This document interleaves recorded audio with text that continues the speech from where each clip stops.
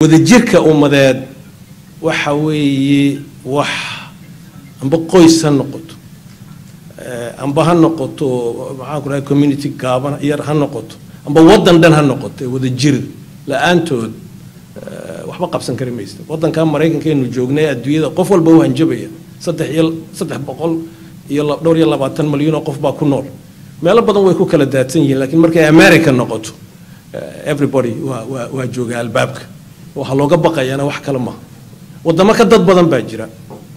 wadamo mustaqbalkoodu ka xoolo badnaan doona ba Mareykan jira laakiin waxa isku heleen waxa weeye dad wax bartay oo ilbaxay saacada ka adkaaday shaqada ka adkaaday markay diida la isla galaan qof walba halkiisa uu ka soo dhaqaaqayo wadanka daafacayo iyo dhagta wadanka iyo qaranka wadanka Itoobiya leeyda wuxuu leeyahay ugu yaraan 90 iyo in ka badan oo af baa lagaga hadlaa over 90 languages ayaa Itoobiya lagaga hadlaa jinsiyadoodu way kala duwan tahay kuwayna inoo eeg amba dee Soomaaliba ah kuwa ilaa Uganda iyo qarkeyga degan oo qaarkood ay yihiin dad wali aan dhargashan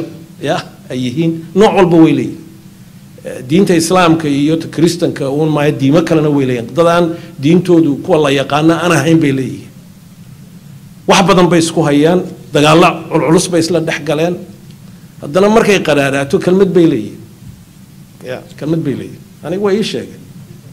wadanka sidaa u ballaaran ee sidaa u kala duwan ee diintooda iyo jinsiyadooda iyo afkoodu kala duwan yahay haddana markay qaraaraatay wadanka oo khatar galo kalmad bay leeyihiin waxay yiraahdaan Ethiopia tagdham Ethiopia first tagdham wadama gal inakana wax yar oo sidii bisadaha de wax yar oo dabla macnayde ayaa la isku xagxaganaya oo lagu kala daadaadanaya marka de anigu wada jirka de waxaan ilaahay garan maayo aan ahayn de Somaliland ha noolaato Somaliland ha noolaato ayaa aniga ila hadii la adkeyn waayana laba mid un bad there are only two other options hadii tan la dhisi waayo two other options in iyadoo ay kala googoodo way kala tagtagto ay xaafad yar noqoto that's one option amba inagoo gurguuranayna oo sidaada hayno gurguuranayna inuu xamar ku noqono labada option hadii la dhisi waayo iyada it's not something to laugh about it's not a joke it is serious very serious so hada maad gal waxaan ma yahay qosolku waa qosol gariir baan u maleynayay inuu laakiin ma dadaalama soo garmay dhalinyaradu maxay ka soo doonayaan dhulka Somaliland lagu hadalayo haddii waxay ku farxaan oo hamad gelisa aan la siin why would they want to come so hada garmay intanan Bashir magaciisa sheegin ee aanan soo dhaweyn ana soo gaabinay hadalka anigu Somaliland ilaa Cerigabo ilaa Looyacado ugu yaraan 4 goor baan maray the last 5 years at least 4 times so hada garmay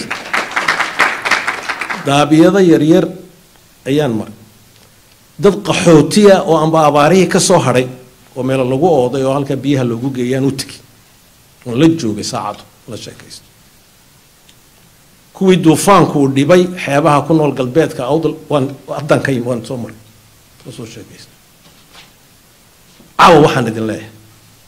dhalinyaradii Hargeysa waan soo aragnay kuwa Boorama jooga waan soo aragnay kuwa Gebel jooga iyo Burco iyo Berbera iyo Laascaanood iyo Cerigabo waan soo arkay waxaan idin leeyahay anigoo iga ahayn afxuma aan iga ahayn